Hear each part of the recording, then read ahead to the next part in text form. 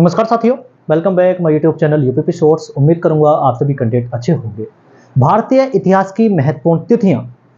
भारतीय इतिहास में जो भी महत्वपूर्ण घटनाएं हुई हैं उनसे संबंधित समस्त जानकारी आज की वीडियो में मैं प्रोवाइड करवाने वाला हूं। सभी साथी वीडियो को लास्ट तक देखें ताकि मेरे द्वारा प्रोवाइड की गई जानकारी आप लोगों को अच्छे समझ में आ सके।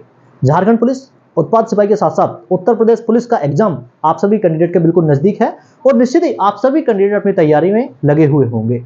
जो साथी आज के सेशन को कंप्लीट देखेगा निश्चित ही एक क्वेश्चन यहां से फंसने की उम्मीद है। शुरुआत करते हैं आज की video. Indian history important dates, ठीक है, भारतीय इतिहास की महत्वपूर्ण तिथियां। सबसे पहले हम बात करेंगे यहां से 1498 ईस्वी में वास्को डी गामा, जो कि पुर्तगाल का निवासी था, भारत के पश्चिमी तट वर्तमान समय केरल कोचीन के तट पर उतरा। ठीक है, तत्कालीन वहां का जो राजा था, स्थानीय राजा जमोरिन ने उसका स्वागत किया। ठीक है, पुर्तगाली क्या करते थे, भारत से मसाला यूरोपीय कंट्री में सेल करते थे। ठीक है, ये शुरुआत में उनका ये काम था। आगे मैं बात कर लेता हूं 1526 में क्या हुआ, पानीपत का प्रथम युद्ध होता है। ठीक है, पानीपत का प्रथम युद्ध होता है बाबर और इब्राहिम लोदी के बीच में। लोदी वंश का अंतिम शासक था इब्राहिम लोदी और जिसने मुगल काल की भारत में नींव डाली वो था बाबर। तो बाबर और इब्राहिम लोदी के बीच में युद्ध होता है, पानीपत का प्रथम युद्ध 1526 ईस्वी में। 1498 में वास्को डी गामा आया था। ठीक है, वास्को डी गामा पुर्तगाल का निवासी था, इस चीज को आप नोट कर लेंगे। ठीक है, उसके बाद अगला क्वेश्चन 1542 आप सभी साथी देख पा रहे होंगे। 1542 में अकबर का जन्म होता है। ठीक है, 1539-40 में जब शेरशाह सूरी द्वारा हुमायूं को मारा गया, भगाया गया, तो निर्वासित जीवन के दौरान 1542 में पाकिस्तान प्रांत के अमरकोट में राणा बीरसाल के महल में अकबर का जन्म होता है, जो कि इतिहास की बहुत बड़ी घटना है। ठीक है, अकबर के दरबार में नवरत्न रहते थे और अकबर ने, ये देख लीजिए 1556 में, ठीक है, 1556 में पानीपत का द्वितीय युद्ध होता है। अकबर और हेमू के बीच में पानीपत का द्वितीय युद्ध होता है, जो कि इतिहास की बहुत बड़ी घटना है। हेमू अंतिम हिंदू शासक थे, हेमू अंतिम हिंदू शासक थे। ठीक है, पानीपत के प्रथम युद्ध के बाद में मुगल काल की नींव डल जाती है बाबर के द्वारा। 1542 में अकबर का जन्म हो जाता है। ठीक है, और 1556 में पानीपत का द्वितीय युद्ध होता है अकबर और हेमू के बीच में। आगे हम बात कर लेते हैं 1582, यह भी बहुत महत्वपूर्ण है। ठीक है, 1582 में अकबर ने दीन ए इलाही धर्म की शुरुआत की। दीन ए इलाही, ठीक है, दीन ए इलाही धर्म की शुरुआत की अकबर ने। और दीन ए इलाही धर्म को मानने वाला सर्वप्रथम कौन था, बीरबल।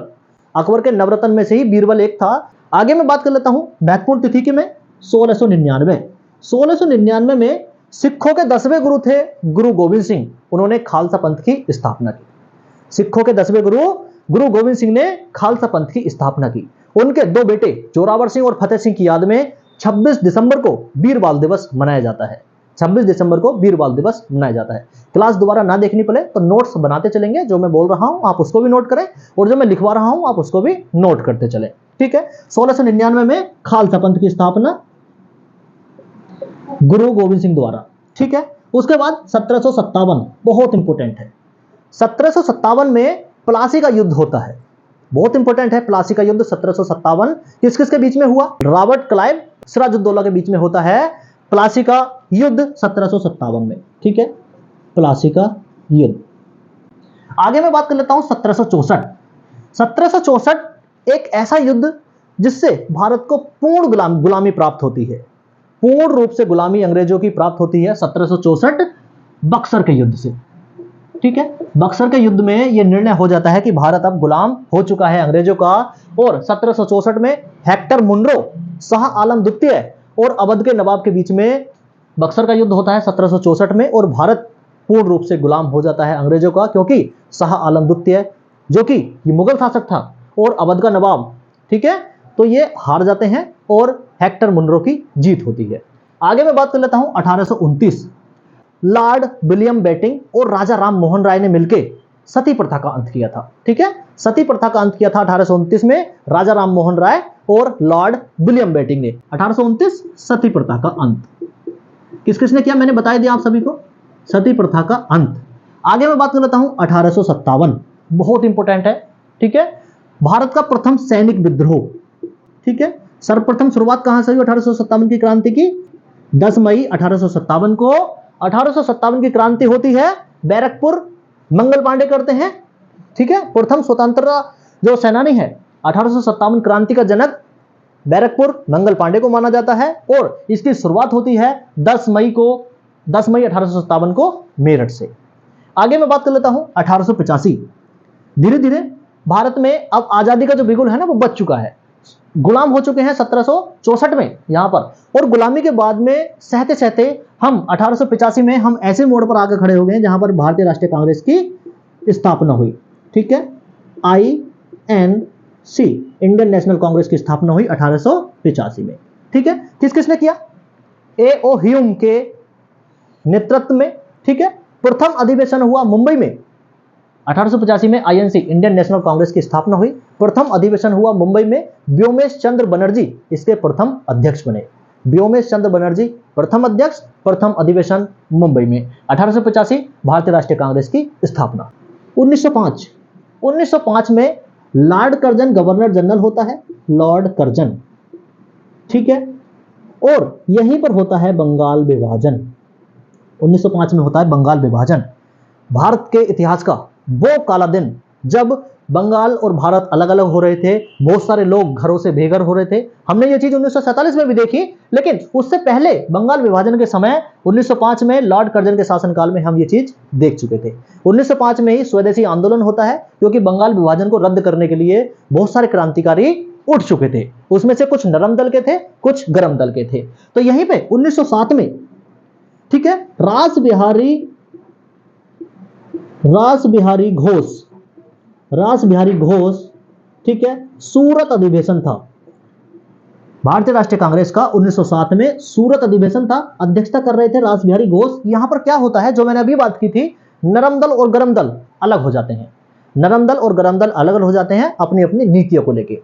1909, ठीक है। 1909 से पहले मैं आपको 1906 की कहानी याद दिला दूं। 1906 में बंगाल के ढाका में मुस्लिम लीग की स्थापना हुई थी, और उसी मुस्लिम लीग को 1909 में पृथक निर्वाचन, ठीक है, पृथक निर्वाचन का अधिकार मिला। पृथक निर्वाचन का अधिकार 1909 में मिला।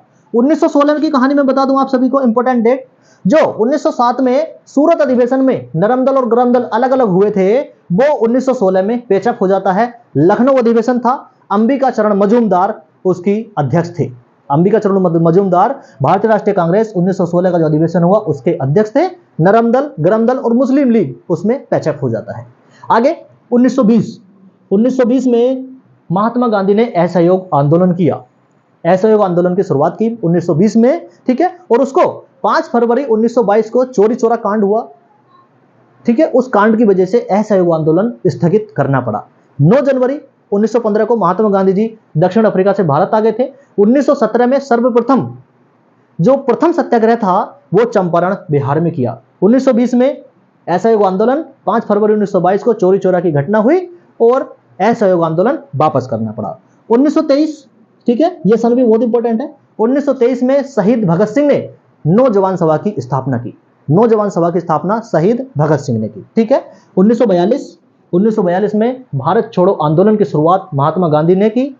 महात्मा गांधी जी ने भारत छोड़ो आंदोलन की शुरुआत 1942 में की। 1947 में पूर्ण रूप से हमारा देश आजाद हो गया। 15 अगस्त 1947 को हमारा देश आजाद हो गया। उसके लिए कैबिनेट मिशन की स्थापना हुई थी। कैबिनेट मिशन के अध्यक्ष पैथिक लॉरेंस थे, ठीक है, और संविधान का निर्माण हुआ भारत को चलाने के लिए, ठीक है। 26 जनवरी 1950 को पूर्ण रूप से भारत आजाद हुआ, संविधान लागू हुआ, और हमारे जो नियम कानून खुद के बनाए गए थे वो उनके नियम कानून के आधार पर हम अपना जीवन जीने लगे, ठीक है। 1930 और 1930 में गोलमेज सम्मेलन हुआ। आज की वीडियो में आपने जाना Indian history, important dates and सन, ठीक है। तो आप सभी कैंडिडेट इस सेशन को शेयर कर देंगे, पसंद आया हो तो आप लाइक कर देंगे। मैं निश्चित ही ये कहना चाहूंगा कि ये सेशन आप सभी कैंडिडेट के लिए बहुत ही उपयोगी रहा होगा। आई रिक्वेस्ट यू चैनल को सब्सक्राइब करना ना भूलें। नमस्कार, जय हिंद।